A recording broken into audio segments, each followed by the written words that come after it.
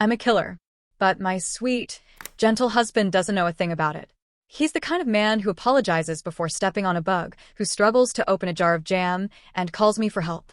Then came the mission at the largest casino in Las Vegas, where I crossed paths with the legend himself, the assassin known only as Orbit. His masked eyes were colder than steel, and the Glock in his hand was aimed squarely at my forehead. But what froze me in place wasn't the gun. It was the ring hanging from a chain around his neck, my husband's wedding ring. The shot landed cleanly, right between the target's eyes, just as my phone buzzed with a message from Nathan. Without missing a beat, I dragged the body out of sight and clipped onto the rope I'd set up earlier. The descent down the brownstone wall was smooth and silent. Below, a sleek black Aston Martin waited with its engine humming.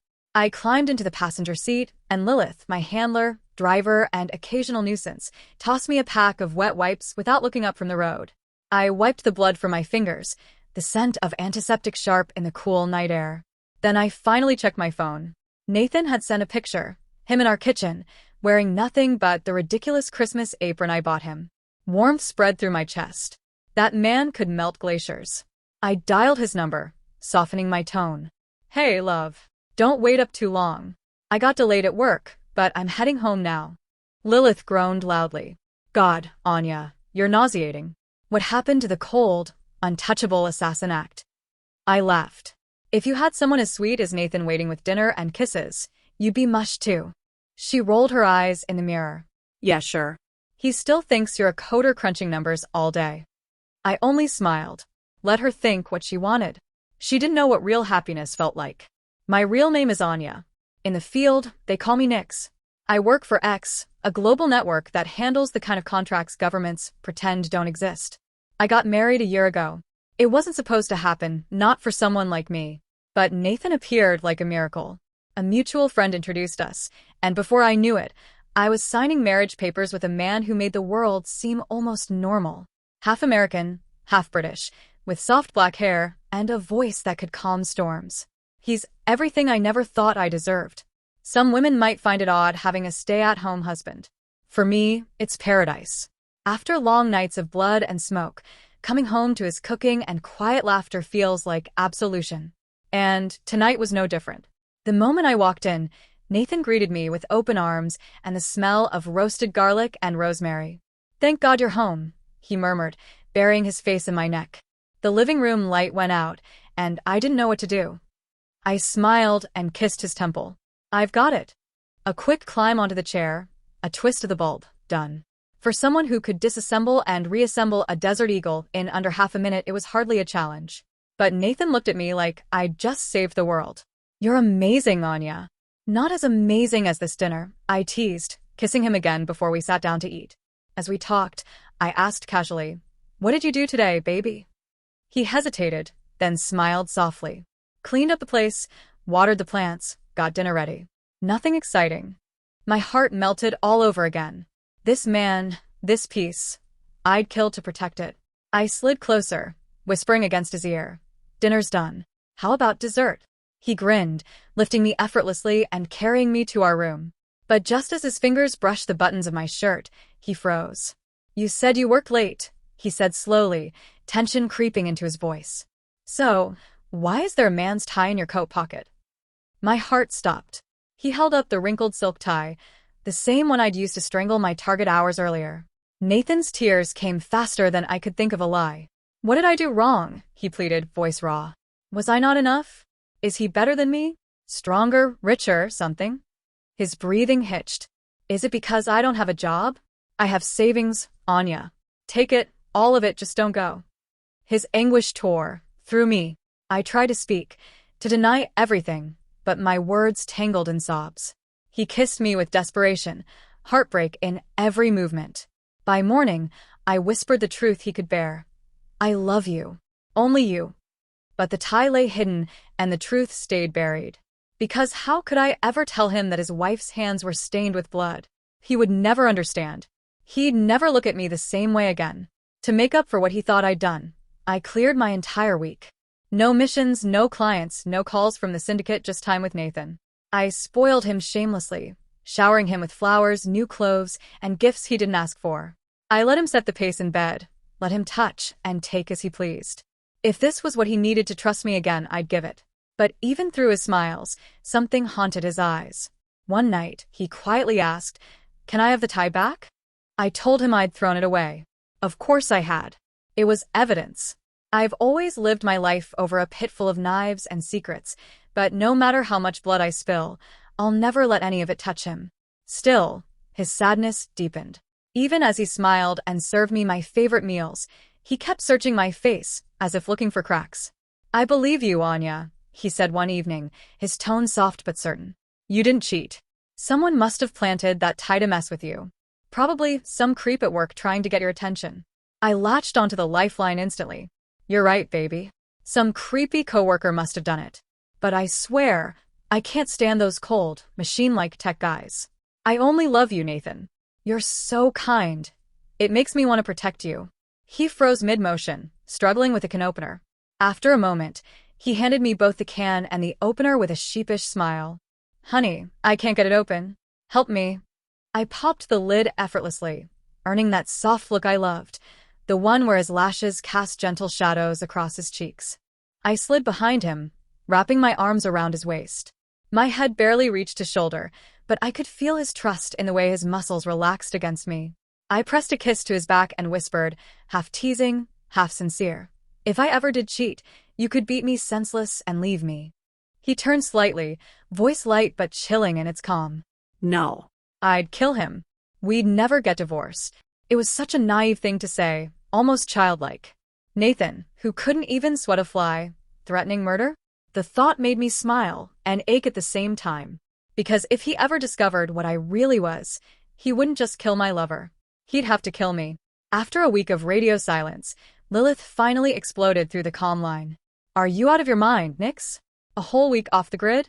You think this is some corporate desk job? Get your ass back here." I muted her briefly to kiss Nathan goodbye, promising I'd be home for dinner. Then I unmuted her. "Calm down." "I just needed a break." "From killing? That's rich," she snapped. "You've gone soft, Anya. You're hovering over that husband like a mother hen. What happened to the cold professional I trained?" Her voice grated, but I couldn't bring myself to argue. She'd never understand what happiness like this felt like. I smiled faintly. "Anything new coming up?" "My anniversary's next month. I'm thinking of getting him something nice." "Nice? Try expensive," Lilith muttered, then hesitated. "Actually, there's a $1 million hit open, but it's already taken." "Oh? By who?" Her voice dropped a notch. "Orbit." The name hit me like a cold slap. Orbit. Every assassin in the underworld knew that name. A phantom, a perfectionist, a force of nature. He didn't belong to any organization. He took contracts only when he felt like it, completed them flawlessly, and vanished without a trace. No one had ever seen his full face. His targets included presidents, dictators, and rival assassins. None of them survived. They called him Orbit because the world seemed to revolve around his will, an invisible path no one dared to cross. Once, years ago, I'd been stupid enough to take a contract that overlapped one of his. I'd watched from half a kilometer away as my target's skull exploded before I'd even aimed my gun. I never saw who fired the shot. Now, I wasn't that reckless rookie anymore. I had something worth living for, a husband who made me breakfast and kissed my forehead. But hearing his name again made my blood sing. Orbit had been quiet lately, supposedly turning down major jobs. Rumor said he was focusing on his family.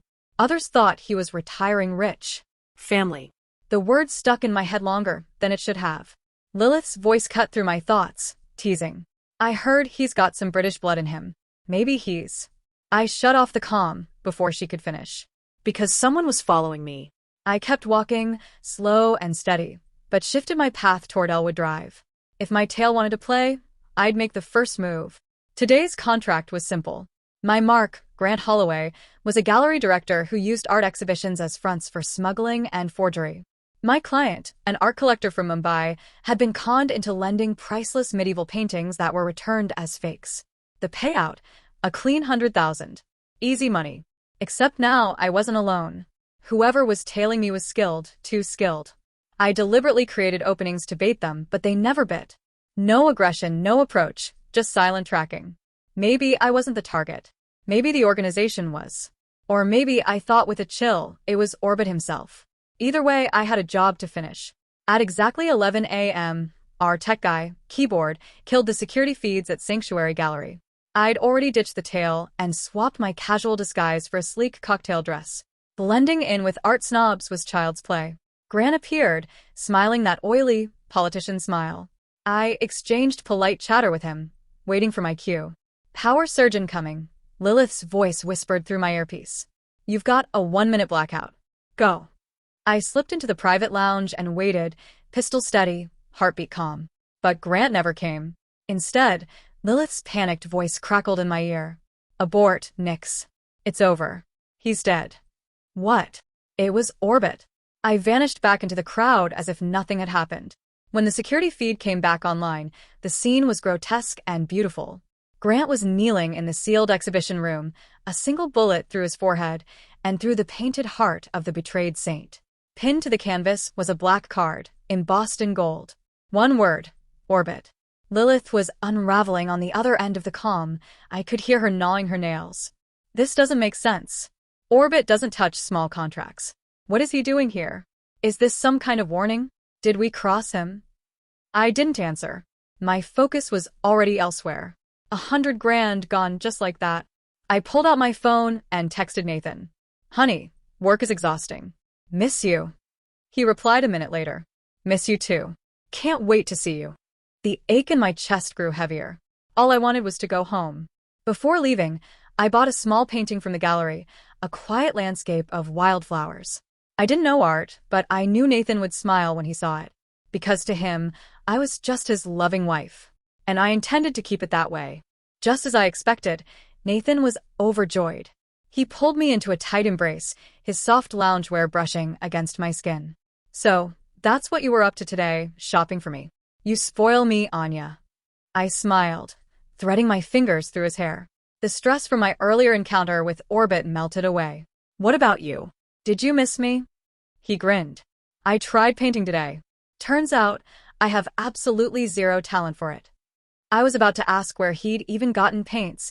We didn't own any, when he revealed an elegant gift box. Inside was a stunning crimson gown, backless and adorned with intricate gold beads that shimmered in the light. It looked breathtaking and far too expensive. Would you wear something like this for me? He asked, his lips grazing my ear. I don't think I've ever seen you dressed like this. Of course he hadn't. A software engineer wouldn't have much use for a gown like that. The only times I'd worn such dresses were during missions, borrowing them from Lilith's wardrobe. Later that night, that exquisite red gown ended up crumpled on the floor. Nathan's affection was unusually intense, his kisses rough with passion. I let him have his way, my sweet, tender husband. Even as I trembled beneath him, I managed to whisper between breaths, You shouldn't have spent so much. I hardly ever wear dresses like this. My words were silenced by his lips. Maybe it was his pride as a house husband. I thought, my dear, helpless man. The thought only made me want to work harder, to give us both the life we deserved. I had no idea how soon I'd have to wear a gown again. At the Styx Club, the most exclusive underground casino in Las Vegas, I stood behind a blackjack table, face hidden by a plain white mask. My fitted black gown clung to me as I dealt cards with mechanical grace. Every person in the room, from guests to staff, was masked. This was the big job Lilith had sent me on, the $1 million contract. And my target was here. The infamous killer the underground whispered about. Orbit. I let my eyes sweep across the glittering chaos of the casino, over the gold, smoke, and desperation. For a moment, my thoughts drifted to Nathan, waiting at home. I told him I was on a business trip on the East Coast. If only he knew the truth. I could almost smell the fabric of his favorite sweater, feel his arms around me. The memory softened my face beneath the mask. After this mission, I'd go home, collapse into his warmth, and forget about the blood I'd spilled. Even if it's Orbit himself, I thought, I'll take him down. The target's name was Covey. 38, half Persian, half British. A charming philanthropist on the surface, but behind that polished smile was a monster. He funded secret human experiments through his medical charity, preying on the desperate and powerless. My client was a mother. Her daughter had vanished after volunteering for one of Covey's clinical programs. When one of my contacts finally found her, the girl was alive, but mutilated. Blind. Both legs gone. 3 days after returning home, she ended her life with a kitchen knife. After that, Covey had become paranoid. He was always surrounded by armed guards. But inside the sticks, no outsider could get in. This was my chance. When Covey finally sat down at my blackjack table, I kept my movements smooth and natural. The cards flicked and flew in my hands like extensions of my will. I slid him an ace and a king, just enough to make him comfortable. As his pile of chips grew, I caught him smiling to himself, rubbing his arm as if loosening up. He was lowering his guard, but my nerves were tightening. Another man at the table was winning more than anyone else. He wore a black velvet suit and an emerald brooch that caught the low light with a dangerous gleam. His expression never shifted, not even when he won big.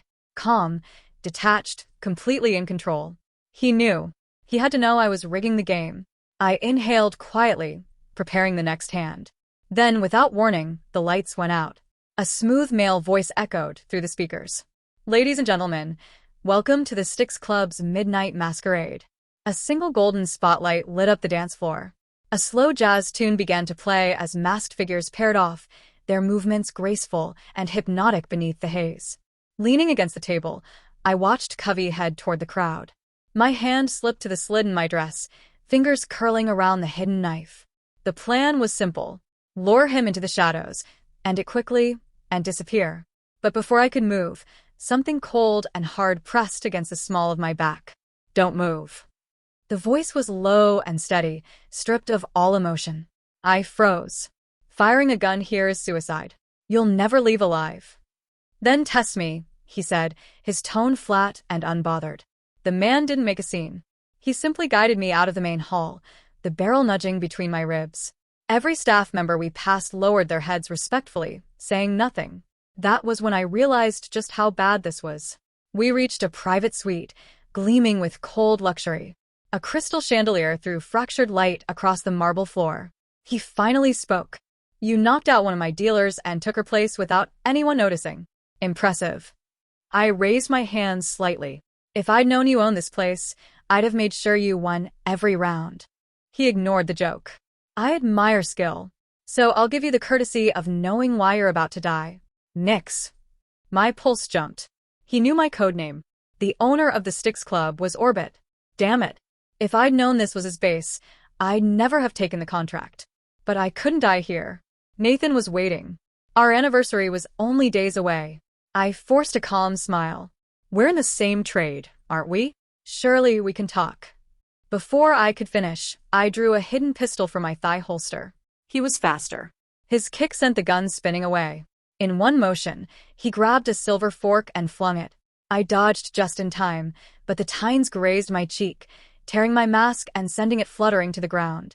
My face was exposed. For a split second, the gun in his hand trembled. Then, bang. The bullet shattered a glass behind me. He didn't shoot again. Instead, he stepped forward, grabbed my shoulder, and bound my hands behind me with his silk tie. His breathing slowed. "Miss Nix," he murmured, voice calmer now. "I've changed my mind. Maybe we can work together after all." This was madness. Absolute madness. Orbit had gone from executioner to collaborator in the blink of an eye. One moment, he was ready to put a bullet in me.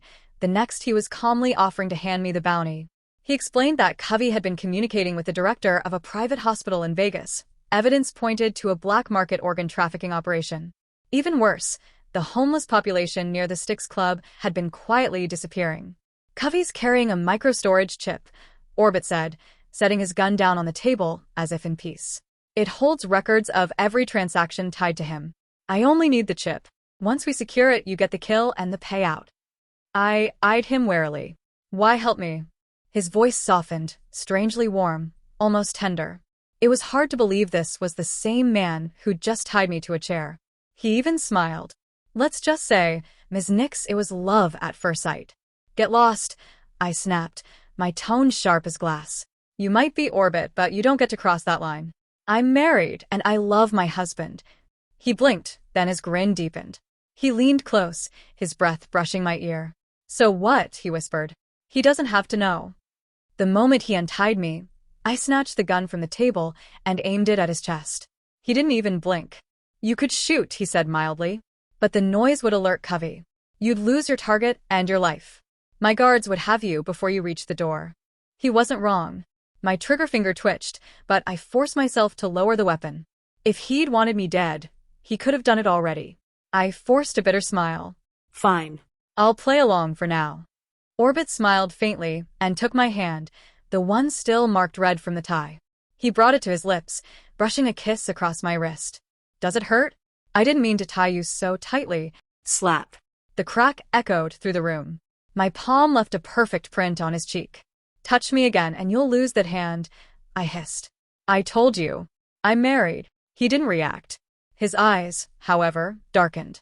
Slowly, deliberately, he turned his head, brushed his nose against my hand, and inhaled. Your hand smells lovely, Ms. Nix. I nearly gagged.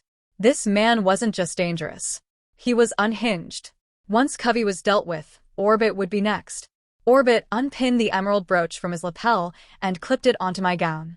To mark you as my guest, he said. With a new mask concealing my face, I followed him into Covey's presidential suite. We combed through the place top to bottom, drawers, vents, safes, but found nothing. Even the scanner came up clean. It's too risky to keep it on his person, I muttered, frowning. But we can't rule it out completely. The sound of a key card sliding into the lock cut me off. Instinct kicked in. I shoved Orbit into a narrow storage closet and slipped in after him, pulling the door shut. It was cramped, my body pressed flush against his chest, my face buried in his jacket. Through the slats, we watched Covey storm in, pacing the suite. He made a call, his voice sharp. The product's almost cleared. When's the money arriving? Orbit's arm brushed my waist. I shot him a glare, only to see he was adjusting a micro-recorder. His eyes were focused entirely on Covey. Covey's voice rose, angry. What do you mean the last shipment didn't arrive? That's impossible. Then a pause, his tone turned cold. I can hear the dogs barking at your hospital. He hung up, pulled out a notepad, and scribbled furiously. As I watched Orbit's focused expression in the dim light, an idea sparked. I slipped my arms around his waist. He stiffened instantly. My hands glided upward, resting against his chest. You've got a strong build, I whispered, my lips near his ear. His jaw tightened. Didn't you say you were faithful to your husband? I smiled, sharp as a blade.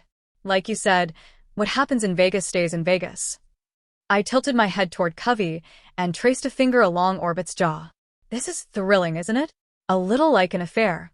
His breathing grew heavier, eyes blazing. Don't you have an anniversary coming up? He muttered. I shrugged lightly. He's just a homemaker. I like my men dangerous. He looked like he was fighting himself, but before either of us could say more, Covey jammed the notepad into his pocket and rushed out. The flirtation vanished from my face. Business first.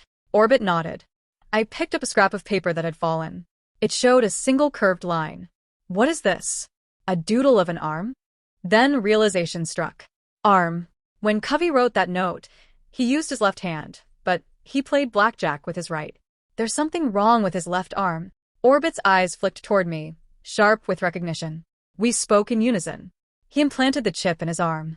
Before I could react, Orbit kicked the closet door open. Move. That line's the patrol route for this floor. He's making a run for it. There were no dogs at the hospital. Dogs was code. Covey must have heard sirens. Damn it, I muttered as we sprinted down the hallway. We burst onto the casino's sixth-floor observation deck just in time to see Covey racing toward a spiral staircase. Orbit moved like lightning, cutting him off. Covey lunged with a knife. Orbit caught his wrist, twisted hard, and slammed him into the glass wall overlooking the atrium. Thought you could run, he said coldly. Covey's back hit the window. Beyond it, a dizzying drop into the glittering central fountain below. The observation deck was empty. The guests had been herded outside to watch the fireworks. Only the three of us remained. I leveled my gun. Don't move, Covey. He glared at me, sweat dripping down his temple. How did you feds get in here? Orbit's voice was pure disdain. You'll die not even knowing who finished you. He tore open Covey's sleeve. A faint metallic glint pulsed beneath the skin of his forearm. We'd found the chip. Covey's face twisted. You think you've won? He yanked a cord from his collar and pressed it against his arm. I just triggered the chip's failsafe. It's going to detonate. He laughed, manic. Let's all burn together. 7, 6, 5. Get back. I yelled, pulling Orbit toward the exit. But he pushed me away and lunged forward, wrapping his arms around Covey. Together, they crashed through the glass wall, shattering it into a storm of glittering shards. The explosion below coincided perfectly with the fireworks bursting outside. My scream ripped through the air. "Nathan!" The pool churned violently with blood and shards of glass, then fell eerily still.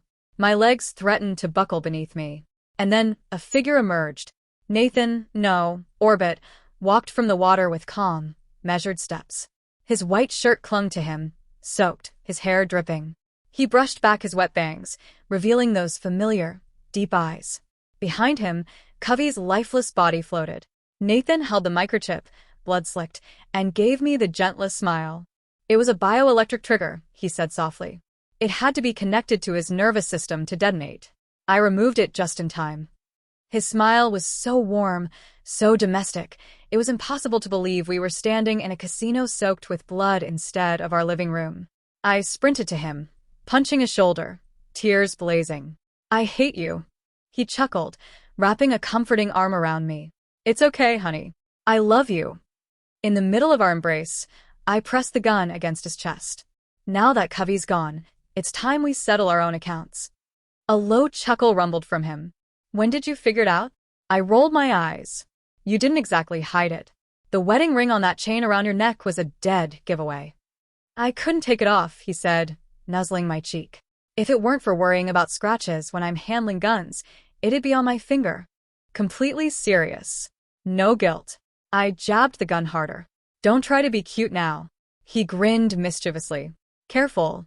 Damage the merchandise, and what's left for me to enjoy later?" Then he kissed me quickly, a shadow of sorrow in his eyes. "I honestly thought you'd have an affair with Orbit.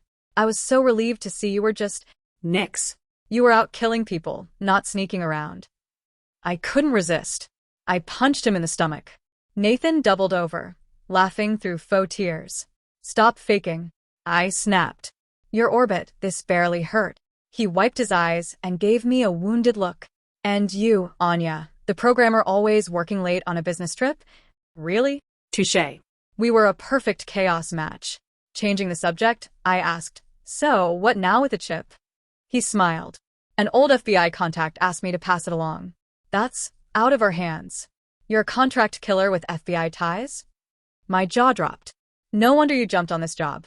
"There are no permanent enemies, only permanent interests," he said smoothly. "Besides, $1 million bounty." "Don't even start." I snapped. "So, all year I bust my ass supporting my stay-at-home husband for what? And tell me, where are your guns? I haven't seen a single one in the house." "In the oven," he said casually. "You never go in the kitchen, honey." I flushed crimson. He hugged me, chin resting on my shoulder. "After we married, I put most of my assets into a trust for you. I just never found the right time to mention it. After all, I'm just a house husband." I laughed, incredulous. "Is any of your money really clean?" We returned home hand in hand.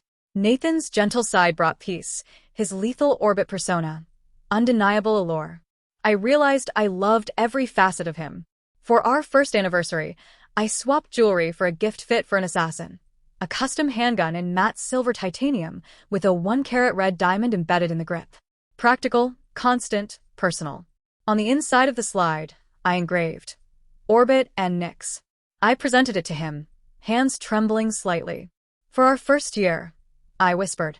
"And for having no more secrets." Nathan lingered, stroking the metal like it was delicate.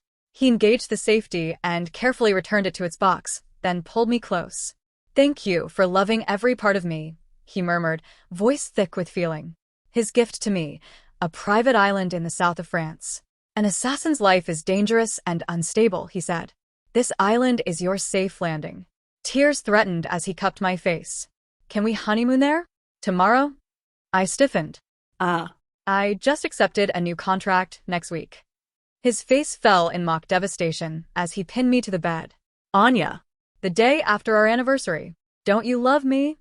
I woke to buzzing on the nightstand, every muscle aching. I shoved the culprit beside me. "Nix, are you insane? You're letting someone else touch your comms unit." Lilith shrieked from the device. "Not my phone." I snatched it from Nathan. "Compared to what I'm about to tell you, that's nothing," she continued. "The contract you just took? Orbit cleaned it up this morning. Did you really tick him off by stealing his Vegas job? No one has ever. I glanced at Nathan in his pajamas, ice-cold hand in mine. I know. Tell the client to wire the money to me, not Orbit. A long silence, then. Aha. You slept with Orbit. What about your husband? You're having an affair. I disconnected. Nathan wrapped me from behind while I navigated Lilith's wrath. I nudged him. Now Lilith thinks I'm cheating. Can't tell her you're both identities. He chuckled low against my neck. Perfect, honey. Your husband is me. Your lover is me. You'll never need anyone else. I sighed. Stop pressing your gun against me while talking. He blinked in confusion. I'm not. I put it in the oven. I mean the other one. I roared.